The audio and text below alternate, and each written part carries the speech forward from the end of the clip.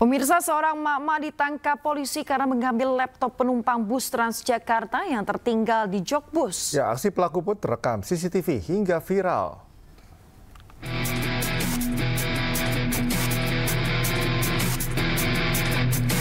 Seorang wanita terekam CCTV saat menumpang bus penghubung Transjakarta jurusan Rempoa Blok M. Namun karena ceroboh, saat turun ia lupa membawa laptopnya yang diletakkan di bawah tas. Tidak berselang lama, masuk seorang emak-emak MW 44 tahun dan melihat laptop korban tertinggal di jok bus. Karena ada kesempatan, ia pun membawa laptopnya. Namun dari pelaku ini yang bersangkutan tidak menyerahkan tas berisikan laptop tadi kepada petugas, tapi sudah ada niatan untuk dimilikinya. Berdasarkan rekaman CCTV, polisi yang menerima laporan dari korban segera mengamankan pelaku beserta barang bukti yang belum sempat dijual. Akibat perbuatannya, pelaku dijerat pasal 363 tentang pencurian dan ancaman hukuman 5 tahun kurungan penjara. Pemirsa, warganet heboh dengan munculnya grup komunitas fantasi sedarah di media sosial Facebook. Grup ini berisi pembicaraan mengenai fantasi seksual dengan keluarga kandung atau incest. Dalam grup komunitas yang berada di Facebook dengan nama Fantasi Sedarah ini bercerita atau berisi cerita fantasi seseorang dengan keluarga kandungnya, seperti ayah terhadap anak kandungnya, atau seorang anak dengan ibu kandungnya. Grup ini diketahui telah memiliki lebih dari 40.000 anggota yang tergabung di dalamnya. Usai viral, grup dengan nama Fantasi Sedarah itu pun berganti nama menjadi Suka Duka. Usai ramai dikecam masyarakat, Kementerian Komunikasi dan Digital Kemenkomdigi memblokir 6 grup di Facebook yang memiliki konten mesum. Sementara itu, Polda Metro Jaya kini berkoordinasi dengan pihak terkait dan tengah menyelidiki akun Facebook tersebut, termasuk orang-orang yang terlibat di dalamnya.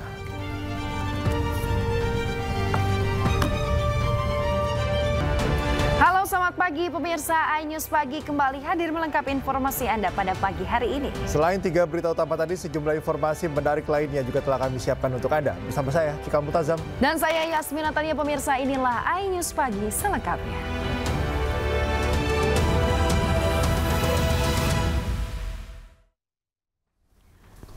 Pemirsa, kita awali informasi iNews Pagi hari ini terkait dengan aksi kejar-kejaran petugas dengan sejumlah preman mewarnai razia Berantas Jaya 2025 di area Pasar Tanah Abang, Jakarta Pusat, Jumat pagi. Razia kembali digelar mengingat masih banyaknya preman berkedok juru parkir liar yang keberadaannya sangat mengganggu keamanan dan kenyamanan para pengunjung.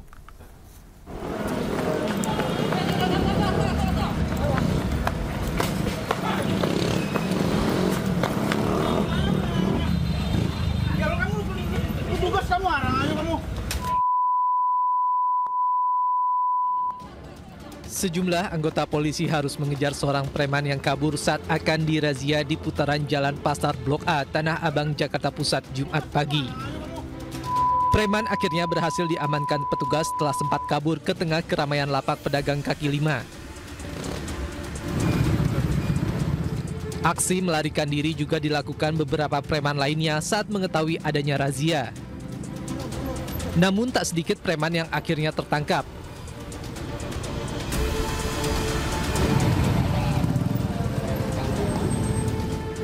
Razia Berantas Jaya 2025 kembali digelar petugas Reskrim Polsek Metro Tanah Abang, mengingat masih maraknya preman berkedok juru parkir liar yang berkeliaran di area Pasar Tanah Abang.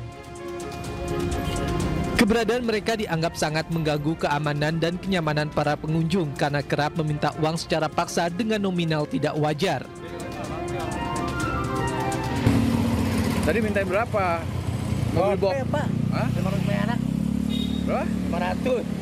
500 perak? Iya. 500 perak apa 50.000? Wah, nggak perlu apa. Hah? Tiap hari? Tiap hari Pak saya parkir, Pak. Berapa? Berapa sekali minta?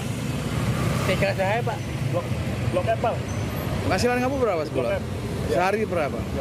Oh, ini nggak tahu, kita 30.000 dapat duit. Iya.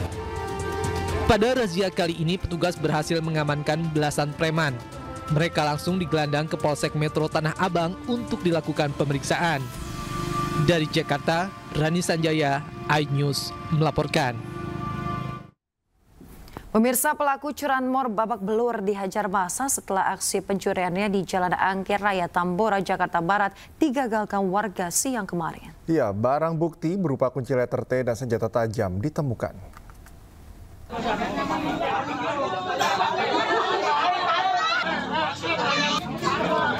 Komplotan spesialis pencurian sepeda motor bernasib sial setelah aksi pencurian di Jalan Angke Raya Tambora, Jakarta Barat digagalkan warga. Pelaku berinisial A yang tertangkap ini pun menjadi bulan-bulanan warga hingga babak belur. Usai babak belur, pelaku digelandang ke Polsek Tambora untuk diperiksa. Dari tangan pelaku yang masih berusia 19 tahun ini ditemukan barang bukti kejahatan seperti kunci letter T dan sebuah senjata tajam. Terus telepon, katanya motornya dimaling kan. Buru-buru langsung ke sini. Posisi motor emang lagi di mana itu, Mbak? Parkir lagi diparkir depan rumah. Di depan rumah. Terus pelakunya ketangkap atau gimana, Mbak? Tangkep sama tukang bajai. Dari keterangan saksi di TKP melihat bahwa mereka ada 2 orang, namun yang satu berhasil kabur dan saat ini sedang dalam penyelidikan.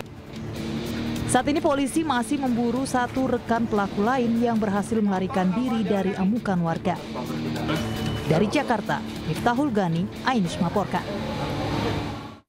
Pemirsa, 2 pelaku curanmor yang biasa beraksi di Tangerang, Banten dengan menggunakan senjata api mainan akhirnya dibekuk polisi. Bahkan pelaku juga menggunakan atribut ojek online saat melancarkan aksinya.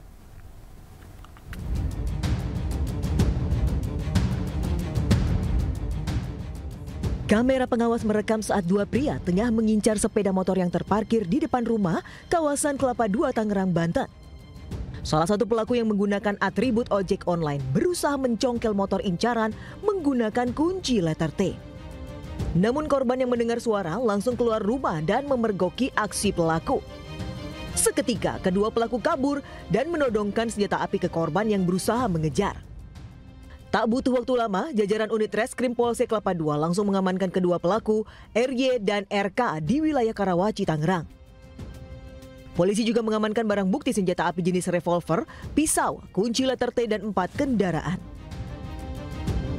Kalau dari hasil pemeriksaan kita, sebenarnya mereka pemain lama dari Lampung dan sudah melakukan 4 kali curanmor di wilayah Kelapa II, serta di beberapa tempat lainnya di wilayah Tangerang. Polisi masih mengejar pelaku lain yang telah diketahui identitasnya. Para pelaku pun terancam hukuman 5 tahun penjara. Dari Tangerang, Banten, Nunung Purnomo, iNews melaporkan.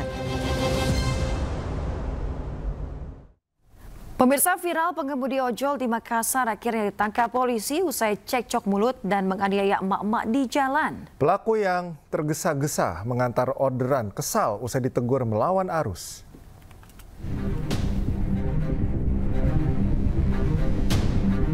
Inilah rekaman video yang viral usai driver ojek online di Makassar terlibat cekcok adu mulut hingga berujung menganiaya emak-emak yang berboncengan sepeda motor di Jalan Sungai Sadang di Kota Makassar, Sulawesi Selatan. Di atas sepeda motor keduanya adu mulut hingga pelaku menendang korban dan dibalas korban dengan hantaman helm. Usai emak-emak lapor polisi dengan bukti visum dan rekaman, tim Jatanras Polrestabes Makassar akhirnya menangkap pelaku Fadli, 28 tahun yang dijemput di rumahnya. Tanpa berkutik, pelaku menangis menyesali atas perbuatannya. Sebelumnya pelaku nekat melawan emak-emak hingga terluka. Usai tak terima dengan teguran akan ulahnya yang melawan arus satu arah, bahkan sebelumnya telah menyerobot lampu merah hingga nyaris membahayakan pengendara lainnya. Luka yang dialami oleh si perempuan ada bekas cakar di tangannya, kemudian ada bekas luka di kaki karena keinjak, kemudian rasa sakit di bagian punggung karena ditendang. Saya melanggar, Pak Toh. Saya melanggar, satu arah situ. Yeah. Satu arah situ kan? Iya, karena banyak kulit di depanku, Pak. Jadi belok kiri kan juga langsung. Akibat perbuatannya, pelaku ditahan di Polrestabes Makassar dan terancam pasal 351 tentang penganiayaan. Dari Makassar, Sulawesi Selatan, Syahrul Adiaksa, iNews melaporkan. Pemirsa, aksi kekerasan kembali mencoreng dunia pendidikan. Ya, tak terima direkam saat melakukan perbuatan tak terpuji. Sekelompok siswa sekolah kejuruan negeri di Denpasar, Bali menganiaya perekam yang tak lain teman satu tongkrongan di sekolahannya.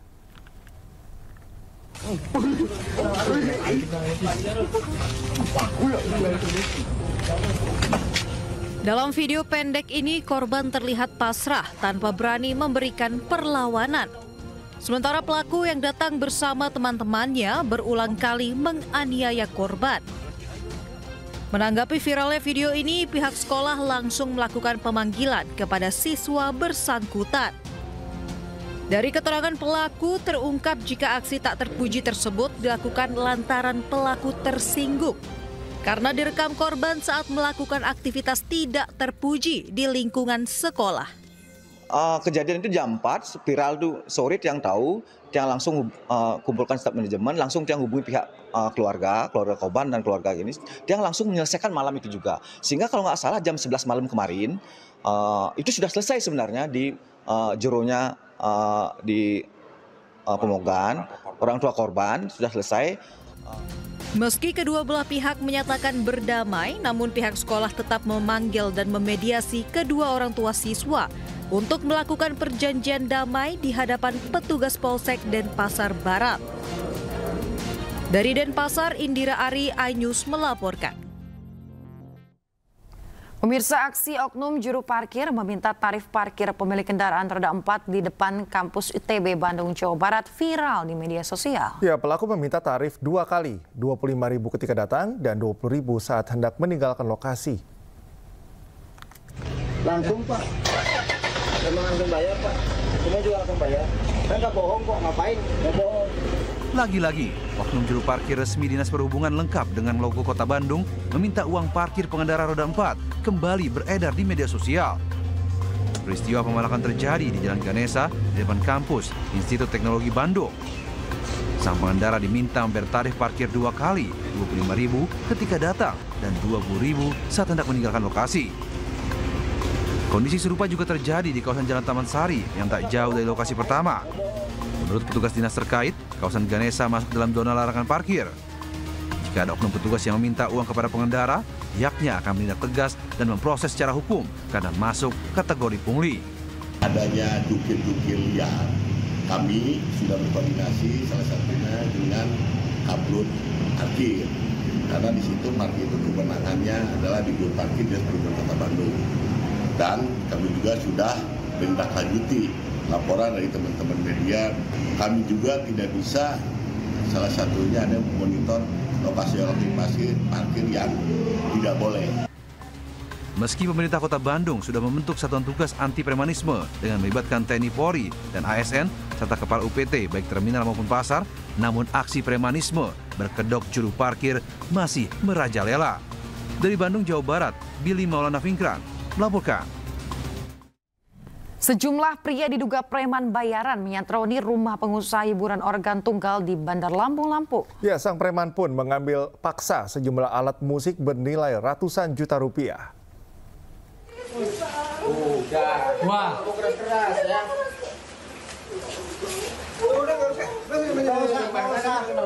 Nah ini. Belasan pria diduga preman bayaran menyatroni rumah pengusaha hiburan organ tunggal di kawasan Kedaton, Bandar Lampung. Sempat terjadi perdebatan saat para pelaku hendak mengambil paksa sejumlah peralatan organ tunggal milik korban dengan nilai total mencapai 700 juta rupiah. Menurut korban, perampasan ini bukan kali pertama terjadi. Alat saya dua kali diambil sama mereka, satu di rumah ini, satu di jalan di Pasgar 3 Nenong, dan itu dimasukin ke daerah Kebon Jagung. Alat saya diambil dalam satu truk itu semua, jadi 2 TKP barang-barang saya diambil. Berarti kayak dibegal gitu aja Teh? Iya, bener Bang. Itu saya juga nggak ngerti itu perkara utang. Sebenarnya mereka ngambil alat di rumah aja udah lebih daripada utang gitu loh. Dan mereka ngambil lagi. Jadi aset sila yang diambil tuh hampir 700 juta Bang. Pasca perampasan, korban telah melapor ke Polresta Bandar Lampung.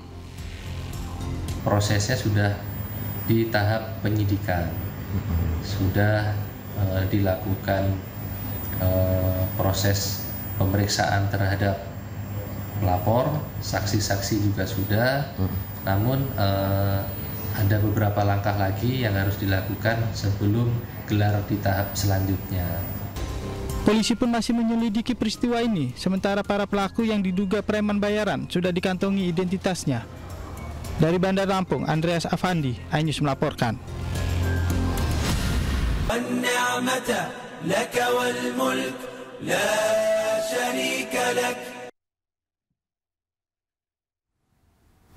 Pemirsa, 389 jemaah calon haji kloter 37 asal Banten tiba di Asrama Haji Pondok Gede Jumat kemarin.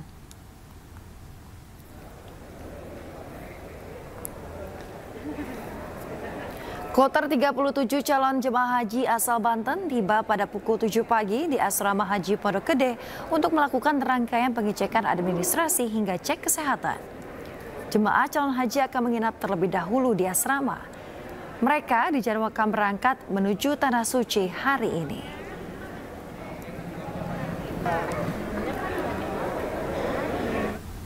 Pemirsa, seorang jemaah haji asal Kabupaten Maros, Sulawesi Selatan meninggal dunia saat tengah berada di hotelnya di kota Madinah, Arab Saudi. Almarhum yang berangkat bersama istrinya ini sebelumnya beberapa kali mengeluhkan sakit dan juga sesak di bagian dada.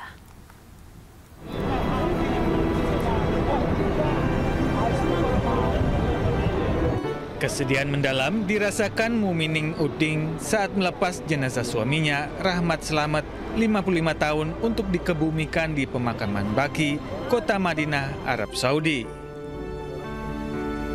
Almarhum merupakan jamaah haji kloter 12 embarkasi Makassar, asal Kabupaten Maros, Sulawesi Selatan. Sebelumnya saat tiba di Madinah, almarhum merasa sehat dan sempat melaksanakan sholat tahajud dan subuh di Masjid Nabawi. Namun pada pukul 8 pagi, Rahmat Slamet mengeluhkan sesak nafas. Almarhum akhirnya wafat di hotel tempat ia menginap pada Rabu 14 Mei 2025.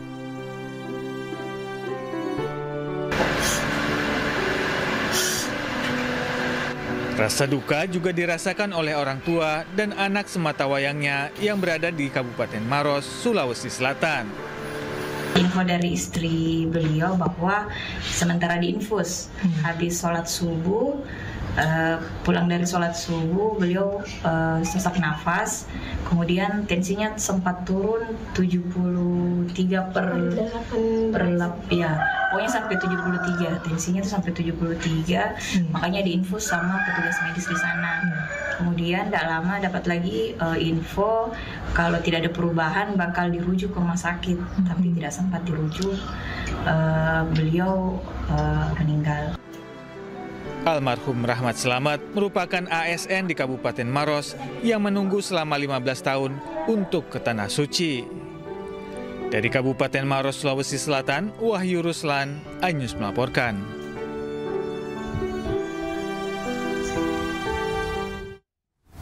Pemirsa, ibadah haji menjadi panggilan yang istimewa.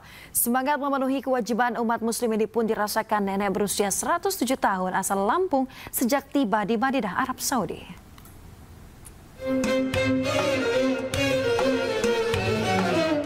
Usia Sutia Sunyoto telah mencapai 107 tahun, namun semangatnya tak luntur sedikit pun.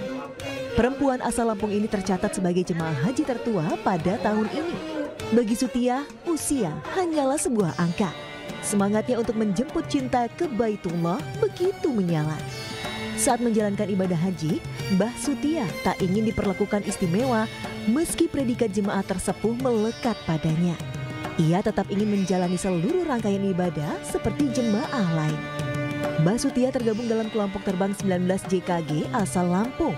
Butuh waktu 13 tahun baginya menanti giliran berhaji. Ini kan bahkan umurnya kan 107.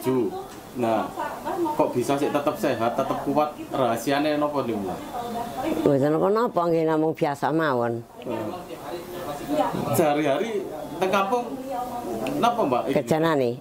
Boten enten nggih namung tenguk. Oh, tenguk-tenguk mawon. Nggih. Mbah Sutia meyakini usia panjang adalah anugerah Allah Subhanahu wa Ta'ala.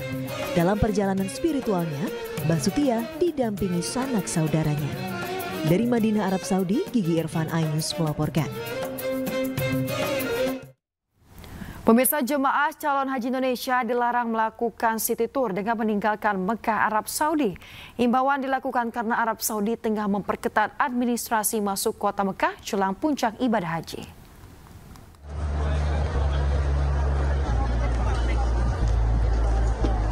Daerah Kerja atau Dakar Mekah mengimbau jemaah calon haji Indonesia untuk tidak melakukan city tour dengan meninggalkan kota Mekah. Imbauan ini dilontarkan karena otoritas Arab Saudi tengah memperketat administrasi masuk kota Mekah jelang puncak ibadah haji 2025. Jemaah juga diimbau agar selalu membawa kartu nusuk. Untuk jamaah haji yang saat ini berada di kota Mekah untuk melakukan aktivitas di luar kota Mekah, kami mengimbau untuk selalu berhati-hati selalu menggunakan kartu nusuk. Lagi kartu nusuk merupakan identitas resmi yang telah diberikan oleh Kerajaan Arab Saudi bagi jamaah haji yang sudah berada di Arab Saudi. Jadi ini menjadi identitas penting bagi jamaah haji untuk selalu dibawa ketika beraktivitas di luar hotel ataupun di sekitar kota Mekah. Menurut data sistem komputerisasi data terpadu Siskohat pada Jumat siang, sebanyak 38.464 jemaah Indonesia sudah tiba di Mekah. Sementara itu, sekira 61.000 jemaah Indonesia lainnya masih berada di Madinah. Dari Mekah, Arab Saudi, Ramdhani, iNews melaporkan. Labbaik Allahumma labbaik, labbaik la sharika laka labbaik, innal hamda wan ni'mata laka wal mulk la sharika lak. Pemirsa, seorang peternak sapi di Bauran Pleret, Bantul merasa senang dan bangga karena sapi peliharaannya terpilih menjadi sapi kurban Presiden Prabowo Subianto. Sapi jenis peranakan Ongole yang memiliki berat 900 kg itu diseleksi dari puluhan sapi yang ada di Kabupaten Bantul.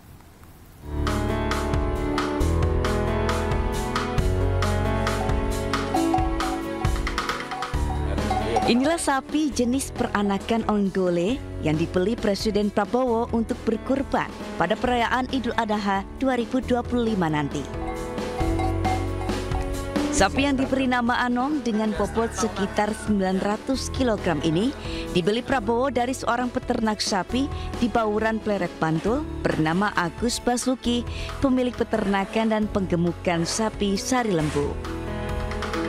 Sapi berwarna putih ini dibeli Presiden Prabowo melalui Sekretariat Kepresidenan setelah lolos seleksi dari puluhan ekor sapi yang diajukan oleh Dinas Ketahanan Pangan dan Pertanian Kabupaten Bantul. Agus Basuki, pemilik sapi, mengaku senang dan bangga karena sapi kesayangan miliknya yang berusia kurang lebih 3,5 tahun terpilih dan dibeli Presiden Prabowo. Di situ mengikuti seleksi lah. Disurvei, diteliti semua, dicek feses, cek dan sebagainya, itu pokoknya alhamdulillah masuk kandidat. Selain sapi Anom dari Kabupaten Bantul, Presiden Prabowo juga membeli sapi lain bernama Agong milik Bayu warga Magunan, Lingo. Kedua sapi kurban Presiden Prabowo ini nantinya akan menjadi sapi kurban bagi warga kabupaten. Dari Bantul, Yogyakarta, Risna Purwoko, iNews melaporkan. Pemirsa, akibat hujan deras sejumlah makam ambrol terbawa longsor di TPU Kampung Batakal, Kota Bogor, Jawa Barat. Tebing di pinggir pemakaman wakaf warga mengalami longsor dengan ketinggian kurang lebih 7 meter dan lebar 18 meter. Akibatnya 8 makam warga di TPU Kampung Batakal, Kota Bogor terbawa material longsor. Bahkan batu nisan makam berada di dasar akibat terbawa longsoran. Selain hujan deras, pemirsa, peristiwa ini diakibatkan kondisi tanah yang labil. Untuk mengantisipasi longsor susulan, petugas BPBD akan merelokasi 11 makam yang terbawa longsor maupun di bibir tebing untuk dimakamkan di lokasi yang aman. Ada TPU warga yang longsor sekitar panjang hampir 15 meter, kedalaman hampir 20 meter. mengakibatkan ada 8 makam warga yang terbawa. Kembali di Anies Pagi, pemirsa, Presiden ke-7 RI Joko Widodo bicara mengenai peluang dirinya menjadi Ketua Partai Solidaritas Indonesia. Dirinya masih memperhitungkan peluang kemenangan jika mendaftar maju sebagai kandidat Ketua Umum PSI. Ketua PSI. Ketua Umum PSI, Pak. Iya, masih dalam kalkulasi. Jangan sampai kalau nanti misalnya saya ikut, saya kalah.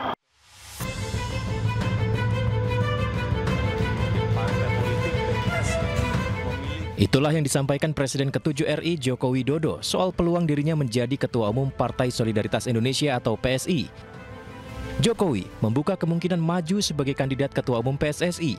Menariknya, Jokowi masih kalkulasi dan mengaku belum tahu sejauh apa peluangnya. Misalnya mendaftar akan bersaing dengan anak sendiri, Pak, Mas Kaisang? Ya nggak tahu. Kalau saya mendaftar mungkin yang lain nggak mendaftar mungkin. Melihat peluangnya seperti apa, Pak? Ya belum tahu karena ini kan yang saya tahu katanya mau pakai e-voting, one man one vote. Seluruh anggota diberi hak untuk memilih. Diketahui Kongres PSI dijadwalkan akan berlangsung di Solo, Jawa Tengah pada 19 Juli 2025 mendatang dengan agenda utama pemilihan Ketua Umum baru. Tim Liputan iNews melaporkan. Sementara itu, pengamat politik Henry Satrio mengatakan bahwa persentase Joko Widodo menjadi Ketua Umum PSI sangat tinggi. Meski demikian, Jokowi dinilai tidak akan maju sebagai calon ketum PSI karena masih membutuhkan partai yang lebih besar untuk meneruskan langkah politiknya. Pak Jokowi menjadi Ketua Umum PSI sih tinggi sekali, besar itu. Tapi pertanyaannya, Pak Jokowinya mau atau tidak? Sebab kan sudah jadi rahasia umum.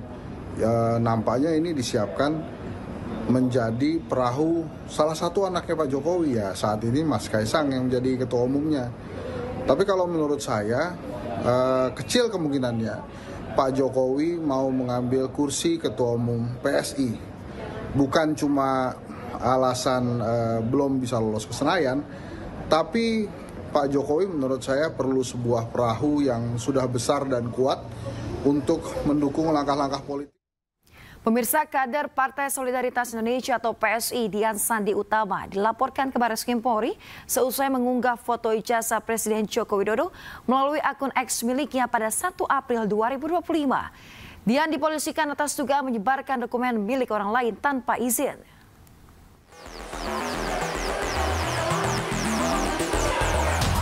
Dian Sandi Utama, kader PSI, dilaporkan oleh Profesor Yusuf Leonard Henuk, seorang dosen Universitas Sumatera Utara.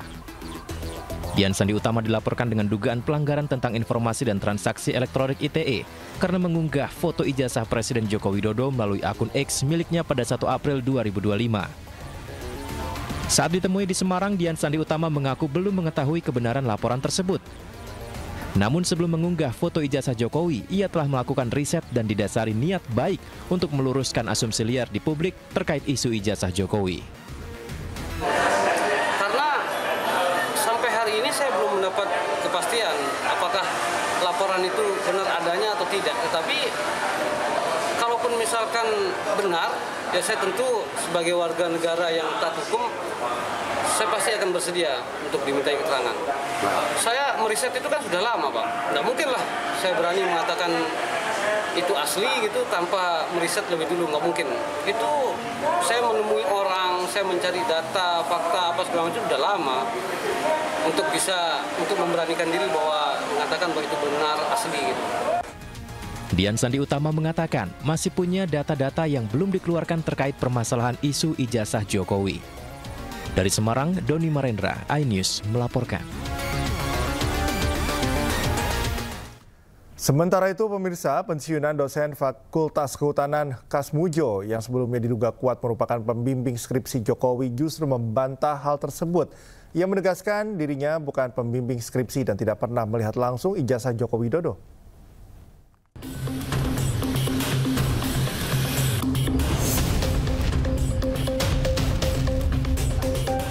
Pensiunan dosen Fakultas Kehutanan Universitas Gadjah Mada, Kasmujo, menegaskan dirinya bukan pembimbing skripsi Jokowi dan tidak pernah langsung melihat ijazah tersebut sehingga tidak bisa memberi komentar soal asli atau tidaknya. Mengenai ijazah, saya sama sekali tidak bisa cerita karena saya tidak membimbing, tidak mengetahui, tidak ada prosesnya. Pembimbingnya itu Profesor Sumitro. Pembantunya ada sendiri, yang uji ada sendiri. Jadi kalau mengenai ijazah sampai palsu itu saya tidak bisa sama sekali cerita. Saya sama sekali belum pernah melihat ijazahnya itu seperti apa. Saya mau cerita apa kalau belum pernah sama. Tapi kalau sebelumnya Kasmujo menyatakan tidak siap menyikapi gugatan yang malah dituduhkan kepadanya terkait ijazah Presiden ke-7 RI Joko Widodo. Kemudian dalam menghadapi gugatan seperti apa yang? Tidak siap. Saya menghadapi macam-macam itu saya belum pernah sih. Jadi orang itu harus sejujur mungkin, sesungguh mungkin, seadil-adilnya, sedisiplin mungkin. Jadi kalau ditanya seperti itu, jawabannya saya waduh, nggak punya jawaban.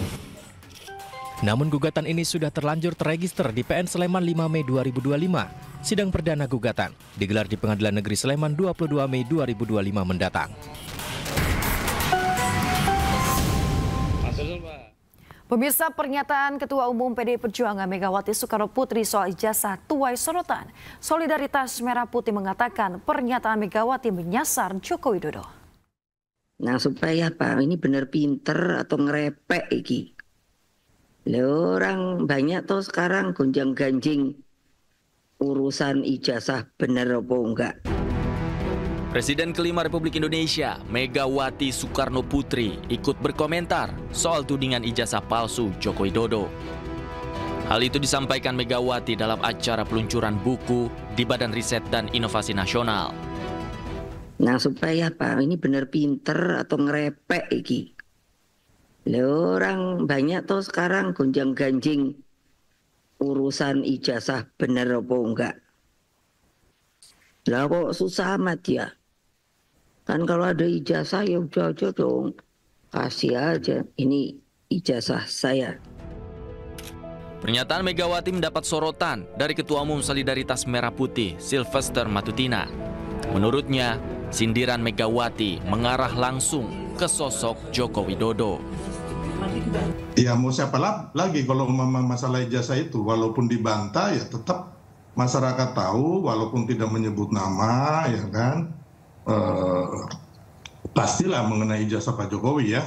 Tapi kalau mau dibantah ya silakan saja, itu hak-haknya teman-teman PDIP ya. Kita juga nggak bisa melarang mereka membantah atau Ibu Megawati tidak boleh ngomong itu hak-haknya mereka aja. Meski demikian, hal itu dibantah oleh juru bicara PDI Perjuangan Aryo Seno Bagaskoro. Menurut Seno, Megawati tidak menyebut nama siapapun saat bicara soal ijazah. Tentu saja Ibu Mega menyampaikan hal-hal yang sedang berkorelasi dan berkaitan dengan apa yang di mana beliau sedang berada pada waktu itu di BRIN. Itu nggak ada di dalam pidato Bu Mega itu beliau menyebut nama siapapun. Tidak ada beliau kemudian menuduh atau menyebut satu tokoh siapapun. Megawati juga menyebut persoalan tudingan ijazah palsu bisa diselesaikan dengan mudah, yaitu cukup menunjukkan ijazah aslinya saja. Tim Liputan iNews melaporkan.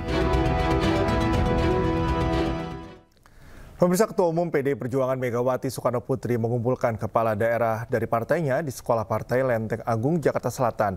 Ratusan kepala daerah tersebut menjalani proses pembekalan selama 3 hari.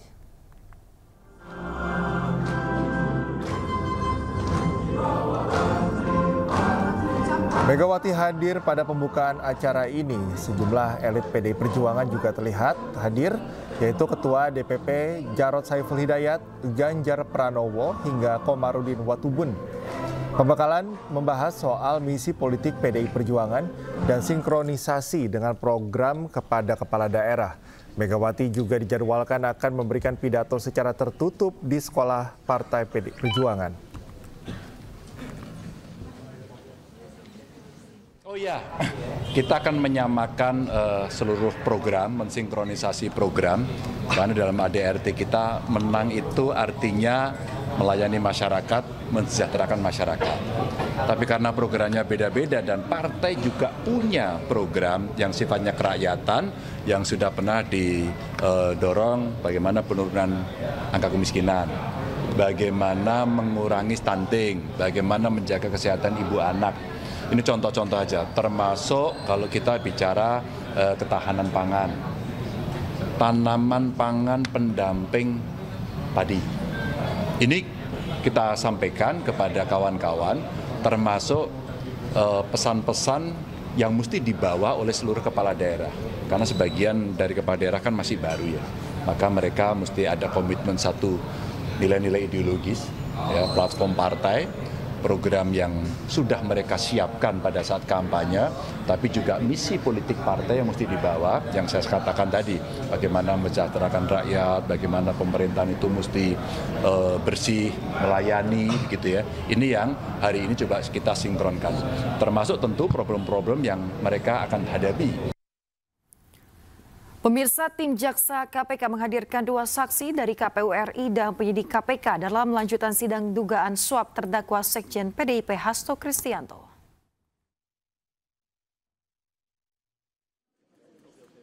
Komisioner Komisi Pemilihan Umum Hashim Asyari menjadi salah satu dari 2 saksi yang hadir di ruang sidang di Pengadilan Tipikor Jakarta. Selain Hashim Asyari, tim Kejaksaan KPK juga menghadirkan penyelidik penyelidik KPK Arief Budi Raharjo.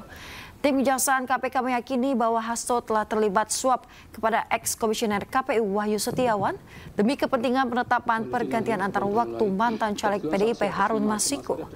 Adapun Hasto didakwa atas dugaan perintangan penyidikan terkait penanganan kasus Harun Masiku dan menyuap mantan ex-komisioner KPU Wahyu Setiawan senilai Rp600 juta. Baik, kalau misalkan itu sudah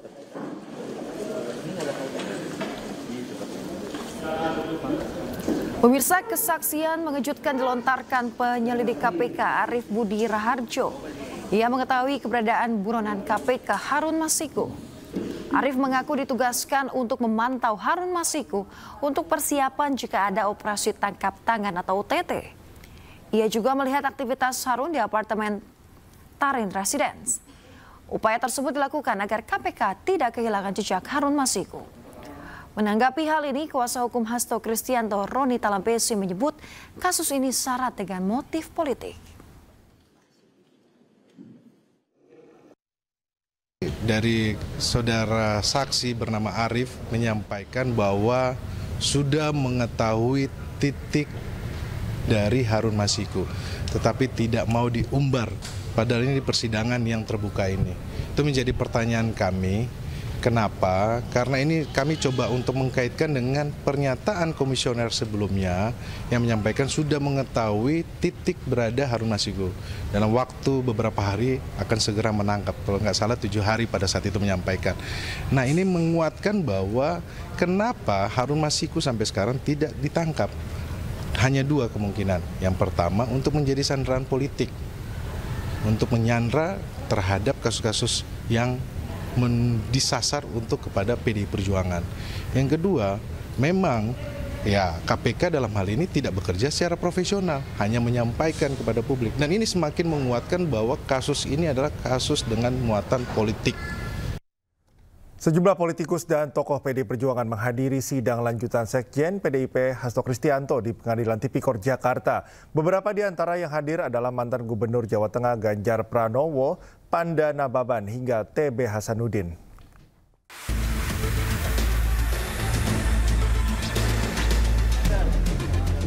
Hadir dalam sidang Hasto antara lain mantan Gubernur Jawa Tengah Ganjar Pranowo. Ini merupakan kedatangan Ganjar yang ketiga kalinya dalam sidang Hasto. Selain Ganjar, ada juga politisi senior PD Perjuangan Panda Nababan. Di sela-sela kehadirannya dalam sidang, Panda Nababan mengaku prihatin dengan kualitas Komisi Pemberantasan Korupsi yang saat ini dinilainya menurun. Jadi saya sendiri terus terang merasa prihatin, kualitas daripada KPK sekarang makin merosot. Bayangkan ketua KPK-nya main badminton sama tersangka, tidak ini, ada penyuapan untuk besuk, ada kemudian barang bukti diapakan. Kasihan kali, lihat apalagi kualitasnya tadi gitu loh. Selain para tokoh PD Perjuangan, sejumlah anggota DPR dari fraksi PD Perjuangan juga turut hadir. Antara lain anggota Komisi 1, TB Hasanuddin, anggota Komisi 3, Komjen Muhammad Nurdin, anggota Komisi 6, Darmadi Durianto. Hadir juga tokoh PDI Perjuangan lainnya, yakni Ketua DPC PDI Perjuangan Kota Solo, Franciscus Saverius Hadi Rudiatmoko, Ferdinand Hutahean, Ripka Ciptaning, serta mantan Menteri Lingkungan Hidup Sony Kera. Dari Jakarta, Tim Liputan iNews melaporkan. Kita beralih ke informasi lain. Pemirsa, Kadin Kota Cilegon menjawab dugaan permintaan jatah proyek senilai 5 triliun rupiah.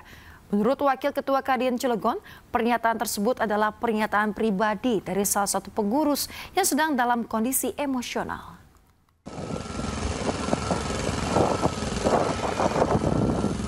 Kamar Dagang dan Industri atau Kadin Cilegon menjawab dugaan meminta jatah proyek 5 triliun rupiah tanpa tender di proyek strategis nasional Presiden Prabowo Subianto. Dari kegiatan Cengda, ini kan triliunan, sangat besar sekali. Kita langsung bagi porsinya aja. Wakil Ketua Umum 1 Kadin Cilegon, Isbatullah Ali Basja, mengungkapkan peristiwa itu terjadi akibat anggotanya terbawa emosi karena komunikasi tak berjalan efektif dan sempat terjadi adu mulut antara pengusaha. Terkait masalah dugaan minta jatah proyek 5 triliun tanpa tender itu bukan sikap resmi dari Kadin Kota Cilegon. Itu salah satu anggota dan pengurus kami yang memang mengucapkan itu, tapi itu tidak mewakili daripada organisasi. Itu hanya bentuk kekesalan, kekecewaan, salah satu pengurus. Sebelumnya, Gubernur Banten Andra Soni angkat suara terkait oknum pengusaha yang meminta jatah proyek di Cilegon, Banten. Andra menyayangkan hal tersebut karena akan mengganggu investasi. Kadin Kota Cilegon menghormati semua prosedur tender yang berlaku. Dirinya juga tidak membenarkan cara penyampaiannya dan akan menyikapi hal ini secara internal sesuai prosedur organisasi. Dari Cilegon, Banten, Iskandar Nasution, iNews melaporkan.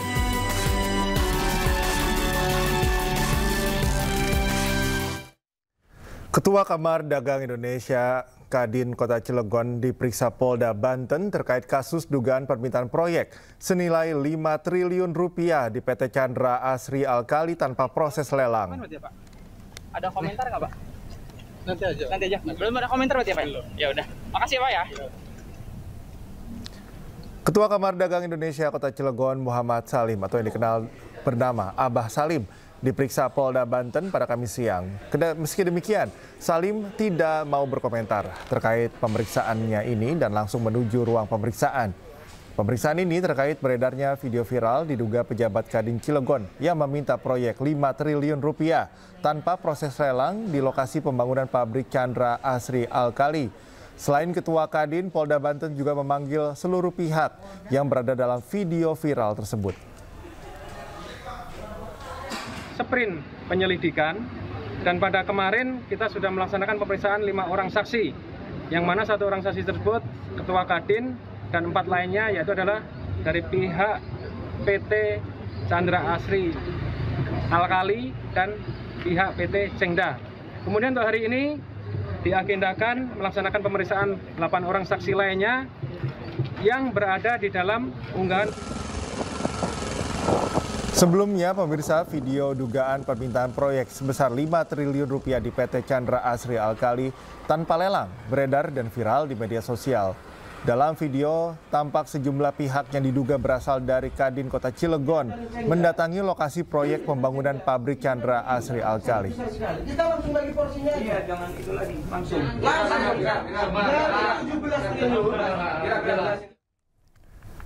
Kita beralih ke informasi lainnya, pemirsa. Sejumlah langkah dilakukan untuk mendukung inovasi demi pertumbuhan industri farmasi nasional. Salah satunya adalah dengan mendirikan fasilitas riset nasional yang berkualitas. Tadi menyampaikan akan bisa mengekspor ke berbagai negara, tentunya kita tawarkan. Pada peletakan batu pertama yang dilakukan oleh Direksi PT Lapi Laboratoris bersama unsur instansi terkait, pembangunan PT Lapi Laboratoris sudah dimulai yang berlokasi di kawasan industri modern Kecamatan Cikande, Kabupaten Serang. PT Lapi Laboratoris sebagai perusahaan farmasi nasional yang berdiri sejak 1972 melakukan ekspansinya dalam memperkuat portofolio inovasi dan mendukung pertumbuhan industri farmasi nasional. Kegiatan ini juga merupakan langkah awal pembangunan fasilitas riset sebagai wujud komitmen perusahaan dalam mendorong inovasi berkelanjutan dan meningkatkan daya saing nasional. Sekarang challenge-nya alam semesta, lingkungan kita itu berupa banyak penyakit baru yang berkembang luar biasa, baik penyakit infeksi maupun penyakit non-infeksi. Cuma satu kata kunci, inovasi bisa mengatasi dan mengantisipasi tantangan tersebut. Jadi kita akan membuat Research and Innovation Center untuk PT Lapi Laboratories. Jadi dengan harapannya dengan akan dilangsungkannya proses ini akan mempercepat launching produk-produk yang inovatif, yang baru bagi perusahaan dan akan dimanfaatkan bagi seluruh rakyat Indonesia. Pembangunan ini menjadi simbol dedikasi Lapi dalam menjawab tantangan industri kesehatan Indonesia yang semakin kompleks, yang bukan hanya investasi, akan tetapi juga sebagai pendukung dalam kesehatan kehidupan manusia di Indonesia. Dari Kabupaten Serang, Banten, Mahesa Apriandi, iNews melaporkan.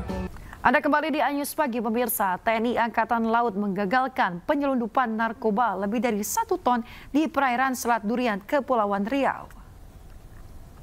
Jangan di depan, jangan dari depan. Kata. Oke, langsung. Langsung senjata siap siaga. Sebuah kapal berbendera Thailand berusaha menyeberangi perairan Selat Durian, Riau secara ilegal. Tim patroli TNI Angkatan Laut yang mencurigai kapal tersebut langsung menghentikan dan di dalamnya terdapat 5 awak, di mana 1 orang memiliki kewarganegaraan Thailand dan 4 lainnya berkewarganegaraan Myanmar. Barang bawaan yang mereka berusaha selundupkan adalah narkoba jenis sabu dan kokain. 705 sabu-sabu, 705 kilo sabu-sabu, 1,2 ton kokain. 1,2 ton.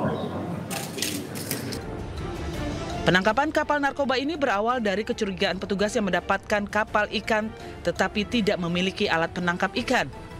Dokumen kapal pun tidak dilengkapi dengan izin pelayaran yang sah. Kini kapal dan seluruh ABK serta barang bukti diamankan di Dermaga Lanal, Tanjung Balai, Karimun untuk proses pemeriksaan dan hukum lebih lanjut. Dari Kepulauan Riau, Gustianosa, iNews melaporkan. Terdesak harus membayar utang, pemirsa. Seorang pria mengaku sebagai tentara untuk memeras dan juga menipu sopir truk di Jalan Lintas Sumatera Barat, Riau. Jangan dulu, jangan dulu. Jangan main.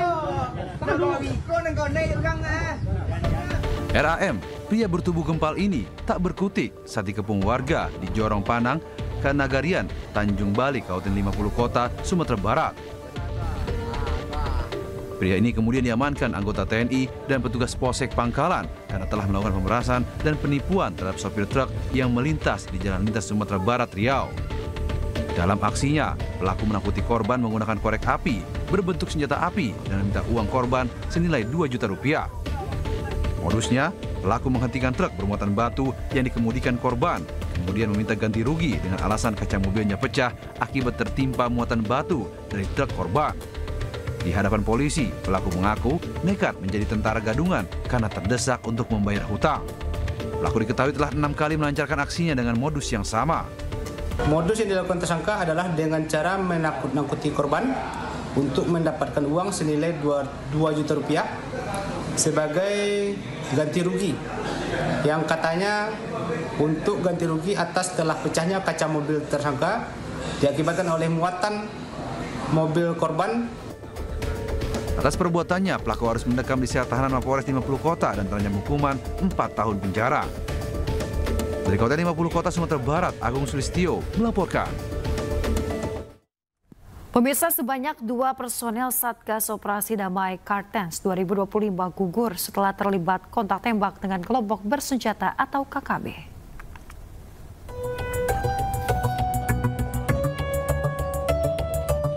Dua anggota Satgas Operasi Damai Kartens 2025 gugur ditembak kelompok kriminal bersenjata atau KKB Ternus Enumbi di Kampung Usir, Distrik Mulia, Kabupaten Puncak Jaya, Papua Tengah.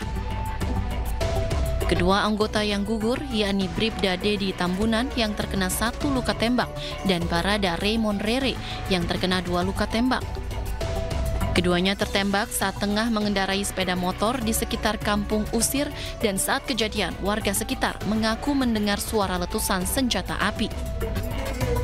Aparat gabungan hingga saat ini masih melakukan penyisiran di wilayah sekitar untuk mengamankan situasi dan memburu para pelaku. 2 personil Satgas Operasi Damai Kartens 2025 dilaporkan telah gugur di Kampung Usir, Distrik Mulia, Kabupaten Puncak Jaya, Papua Tengah pada Kamis tanggal 15 Mei. Kedua korban adalah Bribda Dedi Tambunan serta Barada Raymond Rere. Keduanya merupakan personil aktif dalam Satgas Operasi Damai Kartens 2025. Kedua korban sempat dievakuasi ke RSUD Mulia. Namun saat tiba di rumah sakit, mereka dinyatakan telah meninggal dunia. Aparat gabungan hingga kini masih melakukan penyisiran di wilayah sekitar guna mengamankan situasi dan mengejar para pelaku. Pasca kejadian, kepolisian juga mengimbau kepada masyarakat Puncak Jaya untuk tetap tenang, tidak mudah terprovokasi, serta mendukung upaya penegakan hukum yang dilakukan aparat. Dari Timika, Papua Tengah, Nathan Making, iNews melaporkan. Pemirsa, Komandan Batalion Ayo Sabi Organisasi Papua Merdeka UPM Yeremias Formair secara sukarela menyatakan ikrar setia kepada NKRI.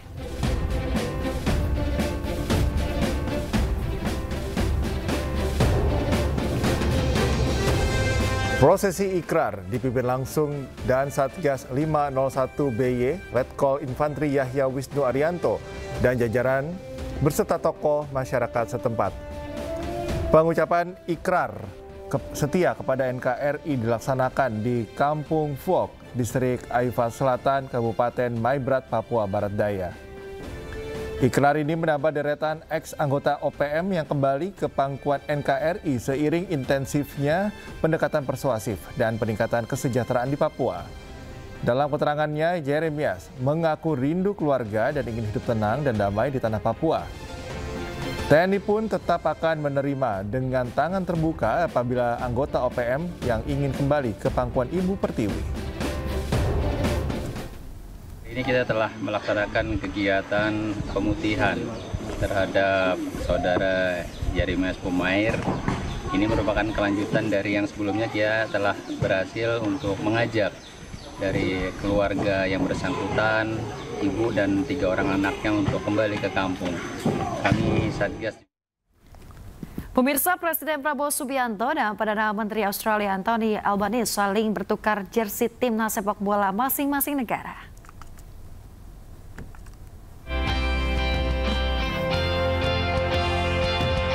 Bangga akan kemajuan sepak bola timnas, Presiden Prabowo dan Perdana Menteri Australia Anthony Albanese saling bertukar jersey timnas masing-masing negara.